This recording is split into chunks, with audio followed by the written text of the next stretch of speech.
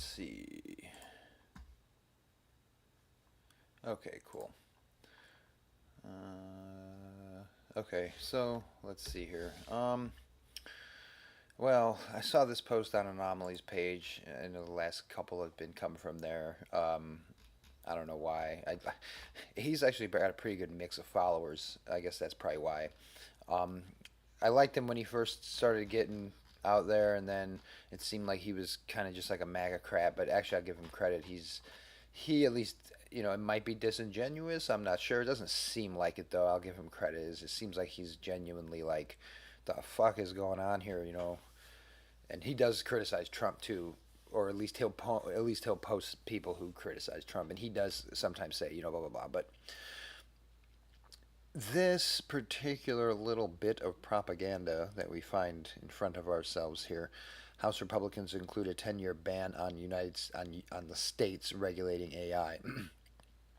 This is like something that libertarians and anarchists have struggled with when dealing with arguing against statists. We have to try to fight off their self-contradictory nonsense.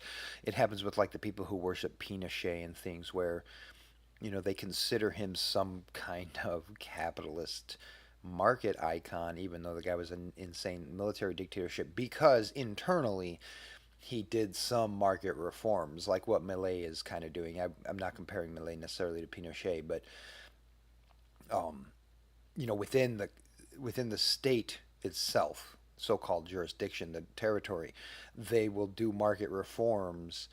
Um, but overall, their total philosophy is not actually laissez-faire, right? Like you can't be like, we're gonna section off this whole country and forcefully enclose all of these people's properties within our spurious political borders based on, at best, in their best case example, based on 51% of the people saying that everybody else's property is part of this group. That goes for the MAGAcrats too, because they ultimately are part of the cult of democracy. But even ever so much more now, because Trump has renewed their faith in that whole nonsense. But this is like a strange contradiction, right? And it's like, I used to think that their propaganda was really bad, but for 8 years, I'm just like, how do people believe in Donald Trump? I mean, how do they fall for this? It's so obvious nonsense. And I'm not even talking about like his character and all that, which is just on top of it. That's something else we could talk about. But like, who is this? He's a freaking internet troll. Um, I guess he gives hope for all of us, though, in that sense. But their propaganda, it's actually pretty meta level at this point, because this is where we're at. We're like at a Pinochet level where they're going to present this and say, see, look, we're against government regulation. But the way that this is worded, it sounds kind of more just like it's a way that to prevent the actual states, as they're considered in the United States, from doing it, so that the Fed can do it, and then the states cannot. The Fed doesn't have to suffer any backtalk from the states, because the states aren't allowed to put their nose in it, but the Fed, no doubt, will claim some kind of jurisdiction. Elon has said many times that he thinks government needs to regulate AI. So this again is just kind of like another thing where they're playing ping pong with people's brains. The other aspect of that was when he was posting Milton Friedman and Thomas Sowell indicting government bureaucrats, when it's like, did you read the next chapter, or whatnot? Did you get to the part on tariffs? Like, you're running around with people who do not agree with Milton Friedman. like, so, and now here they're acting as though they're laissez-faire. Like, this is presented as a laissez-faire bill, but it's just the inherent self-contradictory nature of the government banning government regulation. Right, like, who is the Fed? Like, it's like they got people confused, because in these comments there are like Trump supporters who are upset um, that they're not going to regulate AI because they want them to regulate AI because they're worried about it. And I mean, sure, concerns are valid. I'm not saying, but government regulation again is not the answer. So, but it's like, you MAGA don't worry. Like, they do not. They're gonna regulate it. It's just gonna be the same type of normal regulation that you guys usually criticize when the Democrats do it. It's gonna be used to pick winners and losers. It's going to stifle competition and create barriers to entry, even though this says the states can't regulate AI. Who's really going to, at this point, be able to compete with basically the government, right? Like, of course, they say, well, Elon keeps all his money different and they're separate and stuff. And it's like, well, first of all, Elon has received lots and lots of money from the government. That's practically why he is where he is.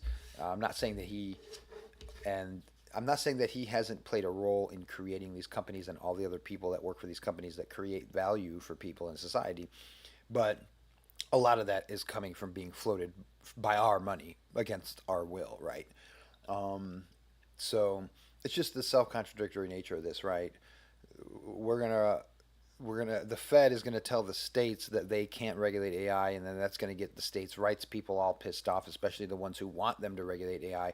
But it's like we really should not want the state to be regulating AI to begin with, because the Republicans think that when they do regulation, it's somehow immune from all of the problematic issues of the Democrat regulation. They think, well, they just put it in the wrong areas. They just applied it to the wrong things, and that's not the case at all. It's that's looking at superficial trivia and not realizing that the underlying concept is the exact same, and that all of the economic implications are the same, just applied in different sectors. Right? Whatever sector you're talking about, that's where you apply these problems, these barriers to entry, these the stifling of innovation, and all the same old market arguments, right, which bear out in reality.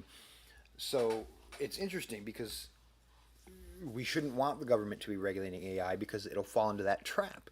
I mean, it's already set the trap. Government regulation itself is the trap. So, um, but I doubt that this is that. I doubt that this is some laissez-faire bill. It's most likely, I haven't read it. I'm not going to sit here and read this huge bill. I'm just going to get my news from memes, I guess, as I've been.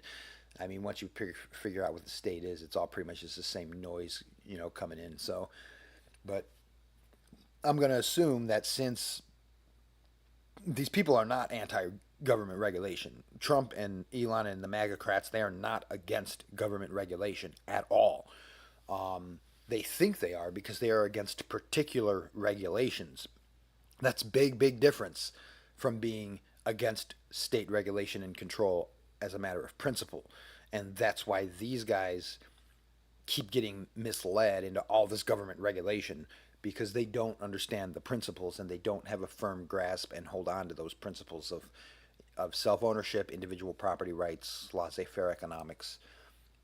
So they get kind of caught up in this stuff where, I mean, it's insane where we're at. I can imagine it was like this in Nazi Germany. Like, honestly, people think that that's a crazy comparison, but um, or we could look at Pinochet or Cambodia or anywhere else that this type of stuff has happened, where you can see that the politicians are like Putin even does it. Putin had that one, and I'll say it's a great piece of propaganda, which I'm not trying to necessarily give him positive praise, but I have to recognize the uh, what do I want to say, the cunning of his propaganda, when at the beginning of the whole war that broke out over there, he was saying, you're calling me a communist because I want to reunite Russia, but the only reason that Ukraine is independent was because of the communists. So if you want to be against communists, which is true technically, right? The Soviet Union started sectioning all that off, and then when everything started breaking apart, they ended up becoming their own. Well, they were technically theoretically their own territory in the Soviet republics, but then eventually they broke out into their own country when all that collapsed and everything. So he is technically right, but it's just so crazy for him to spin that way, right? Like, if you want to be against, the only reason that you're so-called your own country is because of the communists. So if you want to be anti-communism, you need to rejoin Russia. It's like, I mean, I have to say that's great propaganda. It'll work on a lot of dumb people and a lot of people who have problems maybe thinking in abstract concepts or something. But not that everybody who has problems with that is dumb, but if you're less intelligent, it's going to be harder to work out of the cult probably. But yeah, but anyway, the whole point of that part of that rant was that the propaganda is getting a little bit better. Like, at least on the surface, it doesn't seem like it. But then here they are with this. Like, I'm sure that this is just racking people's brains. Um, and it's like, I just don't understand like if you're a Trump supporter and you want them to regulate AI, how does that make any sense? Because there are people in there that are like, well, we voted for states' rights. Now, what's this? So, I mean, at least I guess it seems like some people are kind of waking up to the self-contradictory nature, at least of what he's doing. Hopefully, that will, cut through, and they'll realize that that applies to pretty much all, not pretty much, but it literally applies to all government. But it applies to pretty much all of their particular beliefs. There might be a couple where it's like, okay, yeah, you advocate laissez-faire market system in that part of your belief, but over here, like with the tariffs, obviously, that's not laissez-faire capitalism. So, then they rationalize with, well, other countries do it, so in the meantime, we gotta, like, it's like a defense mechanism, and it's your reply is a defense mechanism to the fact that you're actually a socialist. But yeah, so just a little bit of insanity. I mean, a little bit. I mean, every day there's something new. It seems like, and it's just, you know, in my opinion, the point of this, given the fact that these people are not actually anti-state, they're not actually anti-government regulation. Elon has said he thinks government should regulate AI. Elon is involved with AI, and Elon is involved with the government. I'm not trying to put it all on him because I don't really think, people think he's like pulling the strings. It's like, I really don't think so. If anything, this is like a group of people that are, they either really believe this stuff, and we're just being led down this ridiculous path of nationalist insanity. Like I was comparing it to Nazi Germany, it's like anybody who happened to be laissez-faire at the time, like, I mean, we were out there back then.